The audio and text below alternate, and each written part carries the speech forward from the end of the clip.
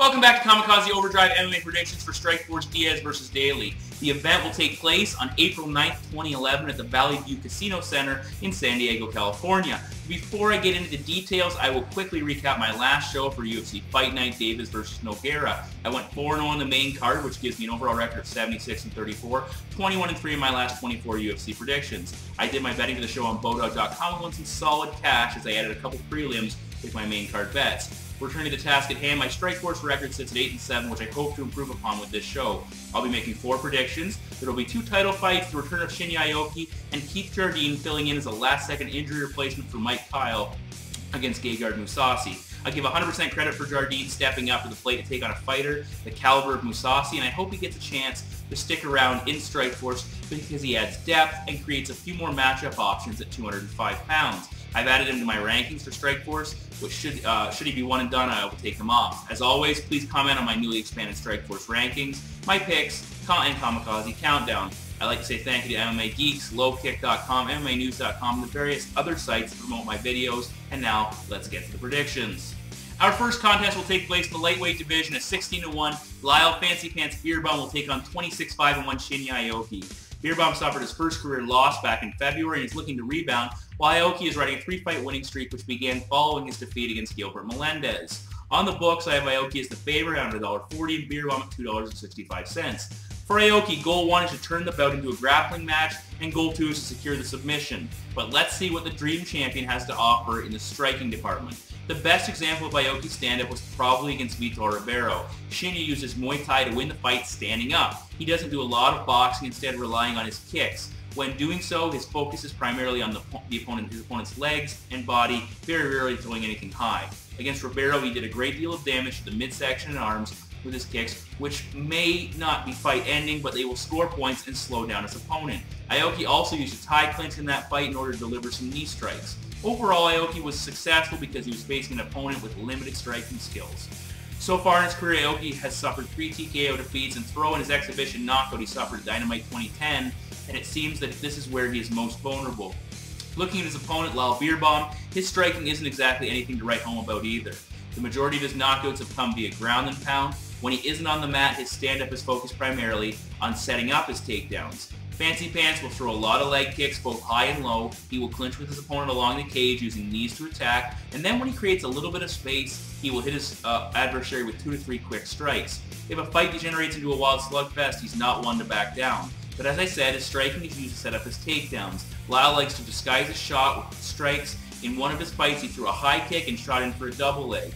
Beerbohm is proficient at completing his takedown attempts. He will use slams, shoot from the outside, or clinch and drop down for a single or double leg, and his takedown defense is pretty solid as well. When he gets to the mat, he holds 7 career submissions and has never been tapped out. He has solid ground control, will advance his position, and can unload with hammer fists that can stop a fight. The 2 things that impress me the most with Beerbohm is the constant pressure he puts on his opponent and his ability to scramble and improve his position. Combining these 2 together like Lyle does can result in his opponent becoming frustrated and overwhelmed, and this will begin to create openings for a potential finish. In Aoki, Beerbohm will be facing his toughest challenge to date. Aoki is a beast on the mat with 16 career submissions, and he too has never been tapped. If you give Shinya an opportunity, he is going to end your night via submission. Against Eddie Alvarez, Aoki was able to catch a kick, get the fight to the mat, and locked in the heel hook. If Aoki is unable to capitalize on a mistake, he will dive on a limb or pull guard in order to get the fight to the ground. He will use the rubber guard to control and neutralize his opponent. Against Marcus Aurelio, Aoki showed another aspect of his game. Normally, he will smother his opponent while looking for a sub, but against Aurelio, he used some ground and pound and did a lot of damage. Whatever Aoki does, if he gets the fight to the ground, he is dominant and he can pull a submission out of almost anywhere. Now, as for how this fight might play out, if Aoki can control Beerbohm, he can win by either submission or smothering out a 3-round decision. Beerbohm has made it clear that he has reviewed the Aoki Melendez fight and feels he can have similar success. If Beerbohm is able to use his wrestling to dictate where this fight goes and keep the pressure on Aoki, he can become frustrated and fade, and the cage could play a factor if Aoki finds himself pinned against it all night. Beerbohm's submission defense and ability to scramble will be put to the test in this one. The American should get the better of the stand-up, but the danger of being submitted will keep Fancy Pants from getting too aggressive with his ground and pound, so I will take Lyle Beerbohm to pull off the upset and defeat Shinya Aoki by decision. Moving to the light heavyweight division, the former champion Gegard Mousasi, 33-1, will battle 17-9-1 the Dane of Mean, Keith Jardine. Jardine is filling in for the injured Mike Kyle and is taking this fight on short notice. Jardine is riding a 2-fight winning streak, while Mousasi has also won 2 in a row and 17 of his last 18. For betting purposes, I have Mousasi as the favorite at $1.20 and Jardine at $3.90. Looking first at Jardine, he has had success with talented strikers before, like Rampage Jackson, Chuck Liddell, and Brandon Vera. Jardine has an awkward style which has created issues for his opponents that weren't able to adjust. He has power in his hands, dropping and finishing Forrest, and even more impressively, rocking Rampage Jackson. Jardine uses a lot of movement, circling away from his opponent, and then darting in to attack before retreating. When he engages, he leads with his left, and for the most part throws his strikes in 2s and 3s. He will use a straight left, followed by a right hook or an uppercut, and then come back with another left, followed by a body kick. His leg strikes can be game-changing. Against Chuck Liddell, he attacked the legs and body with great effectiveness, doing damage and seemingly keeping Chuck out of his comfort zone.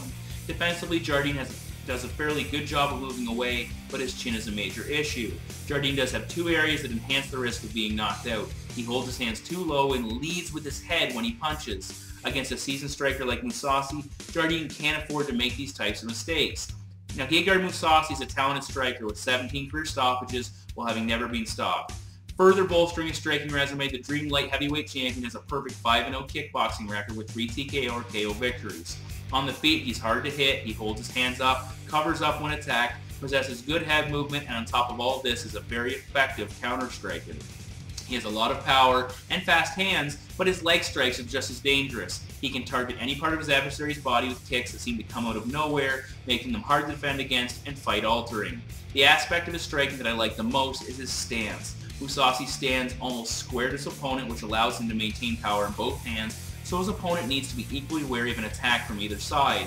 When Mousasi lost his Strikeforce title, he lost it because he couldn't defend against the takedowns of King Mo. Entering that fight, Mousasi stated that he wasn't concerned about being put on his back because he felt that the wrestler would gas from expending so much energy securing his takedowns, and from his back, Mousasi would be able to attack and potentially score a submission. Even though he was unsuccessful in that bout, Gegard is very dangerous off the mat with 11 submission wins to date. Along with King Mo, Thierry Sokoudjou was able to put Mousasi on the mat, but when the African assassin gassed, he was quickly dispatched of. I would think that Jardine will be looking to implement a game plan similar to the one he used in the Vera fight. Jardine shot on Brandon almost immediately and pinned him against the cage for the better part of the first round. Vera is a capable wrestler, and Jardine's ability to hold him on the mat showed that he has good top control. He can do damage with his ground and pound, especially if he's able to posture up like he did against Forrest, and he has a couple of submissions on record. Rampage was able to take Jardine down, but wasn't able to keep him there, and he's never been submitted, so on the mat he is sound defensively. If Jardine is able to put Mousasi on his back and keep him there, he could earn a decision victory. Jardine's stand-up has given people problems before, but Mousasi is probably the most talented striker he has faced so far, and I think that Gegard will make the proper adjustments. The longer the fight stays standing, the worse it could get for the Dean of Mean, as he has been knocked out by less talented strikers. Jardine is a warrior for taking this fight on short notice, and he says he has reinvented himself, but I don't think it will be enough here. I hope Jardine puts on a good show and stays in Strikeforce, adding depth to their division, but I have to go with my head on this one. Look for Mousasi to time Jardine as he presses forward and counter-strike. So my pick is Gegard Mousasi to defeat Keith Jardine by knockout. In the co-main event of the night, Strikeforce lightweight champion Gilbert El Nino Melendez, 19-2, puts his belt on the line against Tatsuya Crusher Kawajiri, 27-6-2. This is a rematch from their earlier meeting that took place at Pride Shockwave 2006, where Melendez won a unanimous decision.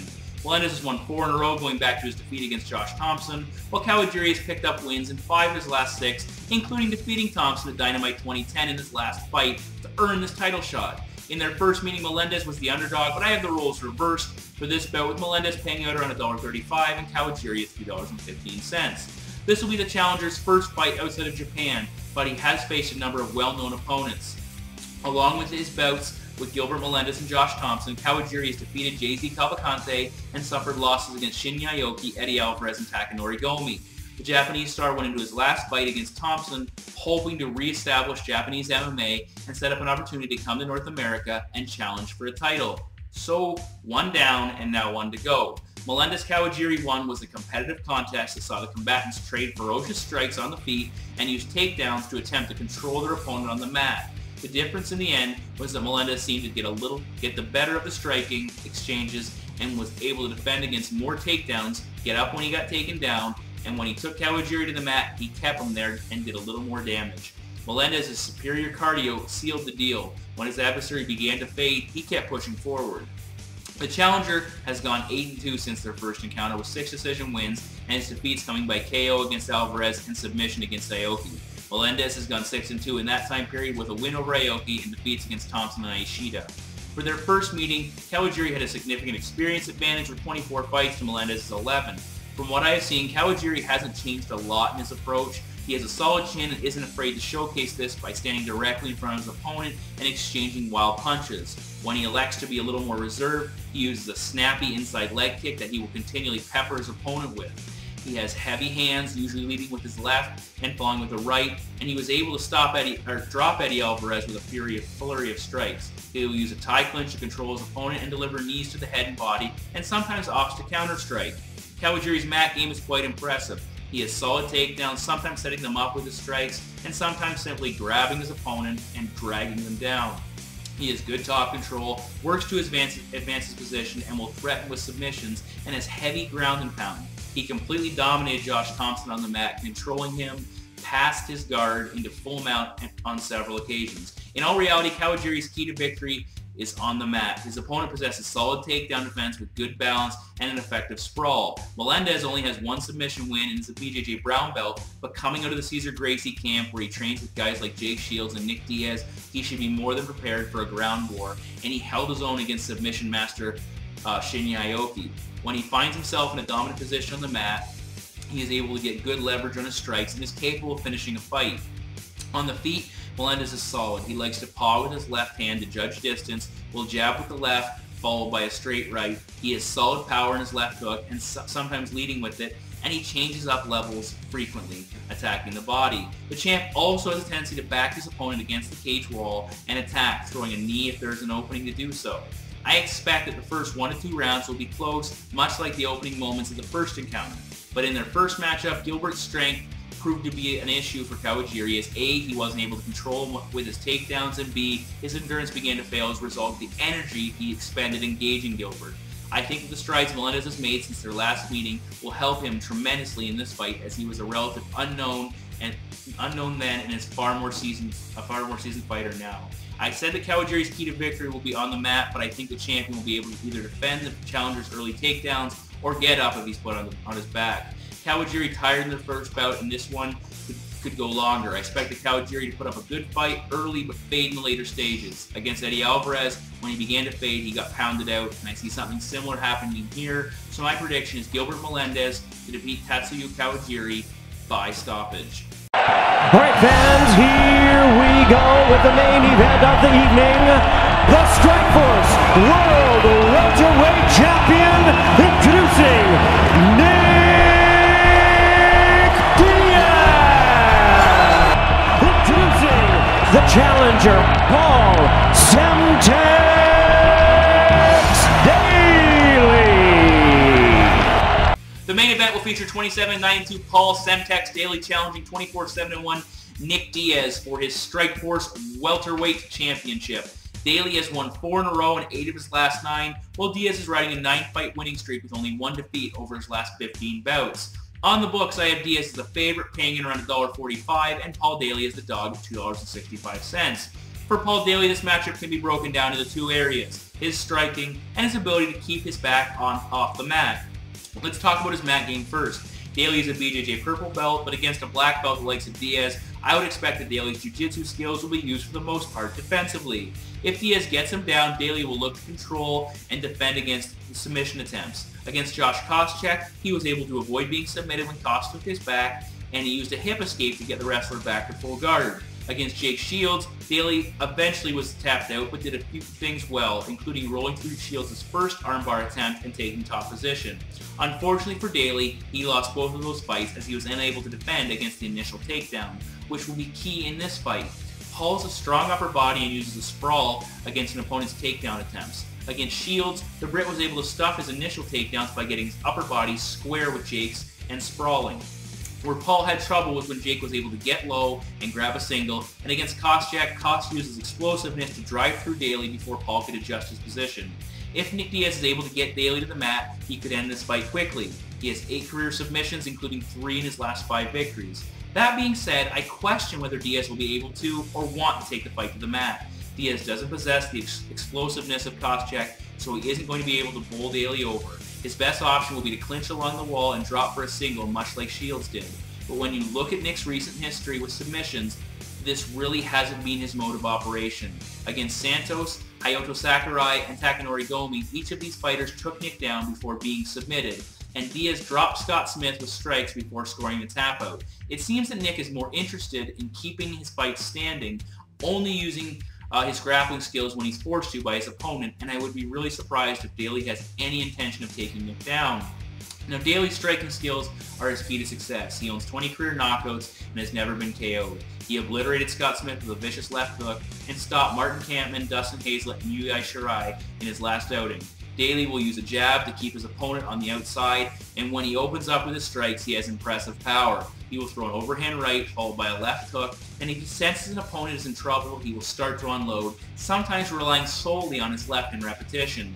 In addition, Daley will counter-strike against an aggressive opponent, and Nick Diaz's style of striking is the definition of aggressive, so this may come into play for this matchup. Defensively, he keeps his hands tight to his face, which will be important against a Diaz bombardment, and he pushes forward to attack and then backs away in order to take as little damage as possible. Conversely, Nick doesn't possess the power that Paul does, but his technique and quantity of strikes makes up for this. Diaz never looks to end a fight with one punch. Moreover, he likes to continually batter his adversary with an unrelenting series of strikes that in combination could bring about a stoppage. Nick usually has a reach advantage in his fights and uses it quite effectively. When Nick throws his punches, they are crisp and almost whip-like, and he turns his body into them, which further increases the distance between himself and his opponent. Diaz will need to keep the Brit at the end of his punches to avoid allowing Daley to score with his power shots. The major issue I see with Diaz's stand-up is that he leaves openings for opponents to attack. Like I said, Daley is a counter-striker and will have a reach that is equal to the champ. If Paul is able to slip past Nick's combinations or simply walk through them, he will have ample opportunity to deliver his own strikes, and he might only need one. In spite of Diaz's 4-inch reach advantage, KJ Noons was able to bloody Diaz with his strikes. In Daley, Diaz will be facing an opponent that won't have to worry about closing the distance because of a reach disadvantage and possesses one-punch knockout power. So if Noons was able to connect, I would have to imagine Paul Daley will be able to as well. Diaz's ego could also impact the outcome of this fight. Against Santos, Nick made little effort to avoid the Brazilian's heavy leg kicks, and had Santos not gassed, Diaz might have had issues later in that fight because of the damage he endured early on. I believe that Nick will want to show he isn't afraid to stand with Paul's power, and I expect to see him waving his hands in the air attempting to get Daley off his game, electing to stand and trade with him. He stood with Saromskis and got clipped with a left, and that's what Daley will be looking for as well. Nick's striking isn't nearly as effective against a fighter that doesn't back up, as Santos demonstrated in the early stages of their fight, and I expect Daley to continually push forward. If the champ is unable to or unwilling to take the fight to the ground, the playing field levels significantly. The 3 defeats Daley has suffered over his last 18 fights came against guys that focus primarily on taking him down and avoiding his stand-up, which I don't think Diaz will do. So my prediction is Paul Daley to defeat Nick Diaz by stoppage and become the new Strikeforce welterweight champion. Alright, welcome to Kamikaze Countdown. I have 2 issues I want to touch upon today, and the first is Dana White is continually wanting to push the UFC and MMA as a legitimized big sport along with like the big 4, the NBA, NFL, NHL, and Major League Baseball. What I would like to see in that sense is that start allowing TSN, The Score, Sportsnet, and every other morning highlight show to show the highlights of the previous night's pay-per-views and fight nights. Because I know the UFC makes a lot of money off pay-per-views and want to protect that, but I feel that a lot of people tuning in to watch the highlights of the hockey game might catch last night's UFC recap, and suddenly they're interested and they want to buy the next one, and I think it'll promote the sport. People will start to see how big it is, because a lot of people who are negative and against MMA don't understand a lot of what's going on. I really think showing highlights the next day would really help to promote and legitimize that sport in the eyes of people who are disbelievers right now. Secondly, the Strikeforce 205-pound division, the arrival of Keith Jardine Really adds a little bit of depth. Hopefully he sticks around. I'd like to see them ask guys like Shane Del Rosario, Chad Griggs, Daniel Cormier, and Gian Valente to drop down. I think that would really add some depth, create some new interesting fights. Gegard Mousasi versus Shane Del Rosario would be an excellent striking matchup, and I really think the 205-pound division in Strikeforce has some potential, especially if they push some of the heavyweights down. All right, thank you for listening to Kamikaze Countdown. Please feel free to comment.